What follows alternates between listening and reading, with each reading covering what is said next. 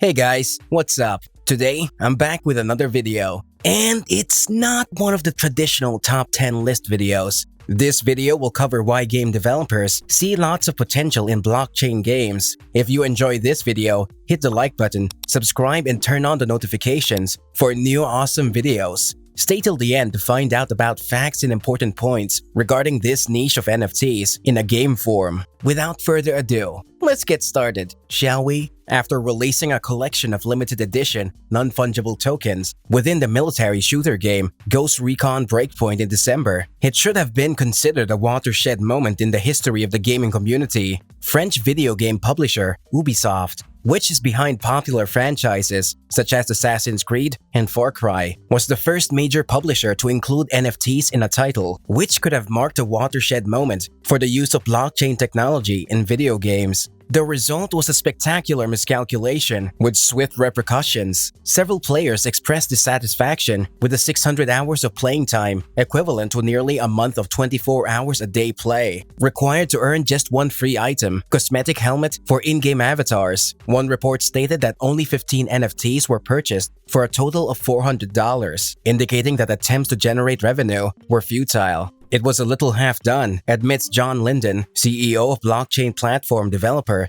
Mythical Games, who believes that the key to success with NFTs is to fully integrate them into a game's native economy so that users have a stake in the outcome. It was just bolted on there, says the author of the book, because it's not really a technology that can be added on, says the author. The cutting edge of video game technology is yours to explore. Fortune Business Insights estimates that the global gaming industry will generate more than $200 billion in revenue by 2020. Companies ranging from EA Sports to Zynga are looking to blockchain as a potential source of new revenue for their businesses. The gaming-related NFTs generated $4.8 billion in revenue in 2021, according to data from DApp Radar. These items, which include popular items from NBA Top Shot, CryptoPunks, and Bored Ape Yacht Club, accounted for approximately 20% of all NFT sales during the year. Perhaps the beginning of a major shift similar to free-to-play and mobile gaming, or perhaps just another slew of virtual assets with hyperinflated and unsustainable values is taking place. OpenSea, one of the industry's leaders, has just raised $300 million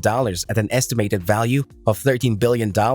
So, it's too soon to tell how successful they will be. Here's a quick primer on the world of blockchain gaming to get you started while we wait for more clarity about the future. What is blockchain gaming? It's a method in which digital items contained within video games, things such as collectibles, weapons, and cosmetic skins, are treated as real-world assets, similar to stocks or bonds, and are issued in the form of non-fungible tokens. The fact that NFTs are stored on the blockchain, which is a public and decentralized ledger, grants the consumer the right to transfer, allowing them to maintain control over their own virtual assets. According to Linden, in these games, everyone has the opportunity to develop entrepreneurial skills. The difference between NFTs and NFT games. Control. A publisher's inability to shut down a title or remove features from games does not mean that blockchain assets are no longer relevant. If there is enough demand for them, the in-game NFT items can survive beyond the lifespans of the games and retain their value. Play-to-earn models are also introduced by blockchain gaming, according to Nick Casares, head of product at blockchain incubator Polyentex, which compensates players for the time they spend grinding in those games, taking a rare item off the platform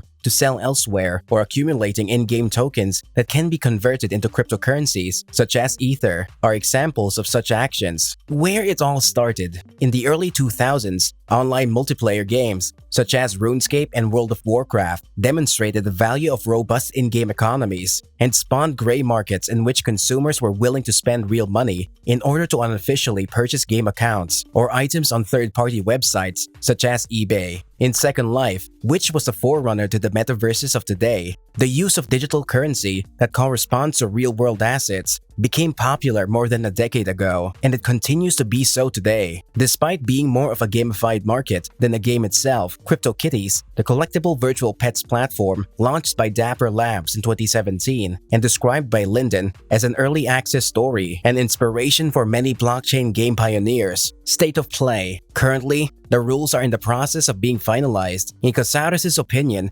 Today's blockchain games are very simple and crude. He points out that, in contrast to titles from major publishers such as Epic Games or Activision, blockchain games are less sophisticated and have less interactivity than current offerings. As other blockchain platforms come to fruition, Ethereum, the most widely used blockchain platform, is getting ready to launch a more robust 2.0 version. The Sandbox by Animoca brand and Sky Mavis's Axie Infinity are two games that have broken through despite the slow development. One of the most popular mobile games today, The Sandbox, is a 3D open-world game that allows players to buy, sell, and develop digital real estate. It has been dubbed the prototypical metaverse. The platform's proprietary in-game token, SAND, has a market capitalization of more than $5 billion, and in November, SoftBank led a $93 million investment round into the company. Axie Infinity, which for all intents and purposes was a digital Pokemon for the blockchain, according to the founder of NFT platform Hungry Wolves, Adam Hollander, generated more than $2.3 billion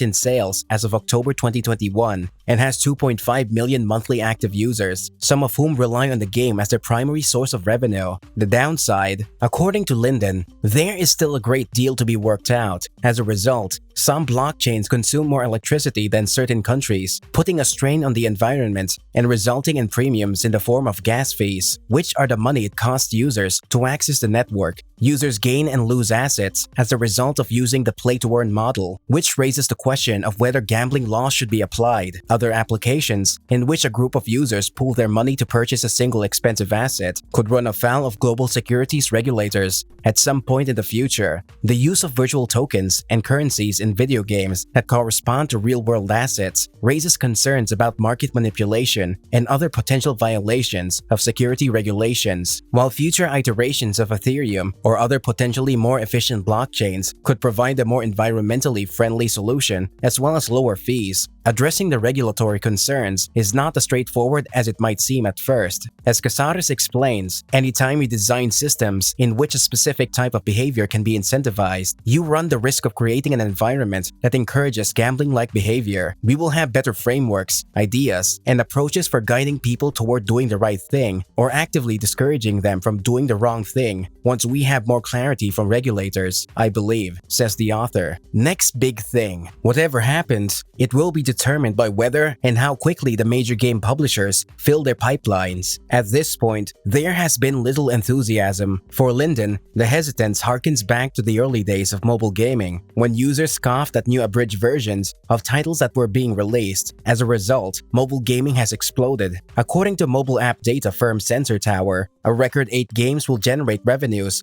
greater than $1 billion in 2021. The NFT-related elements of the upcoming Stalker 2 game were recently scrapped by Ukrainian game studio GSC. Earlier this year, Valve Corporation, the parent company of the video game distribution platform Steam, prohibited the use of blockchain-based applications. Zynga recently announced a partnership with blockchain gaming platform Forte to develop NFT-based games, which follows previous interest from EA Sports and Epic Games. EA Sports and Epic Games have both expressed an interest in the technology, while Zynga has announced a partnership with blockchain gaming platform Forte to develop NFT-based games. One advantage is that it is free. It appears that there is no waning of interest in NFTs, as reported by the App Radar, which monitors global NFT sales. Transactions totaled approximately $25 billion last year, up from nearly $100 million in 2020. Meanwhile, major crypto exchanges such as Coinbase, which has more than 70 million users, are gearing up to launch NFT marketplaces in 2019. In Linden's opinion, the technology is here to stay, and he anticipates Ubisoft making another run at it, as well as major developers releasing games that include NFTs as early as this year. Hollander, too, is a believer in the power of the mind to transform reality. In his words, "We will begin to examine the world in terms of its history prior to the following Coinbase. A year ago, the vast majority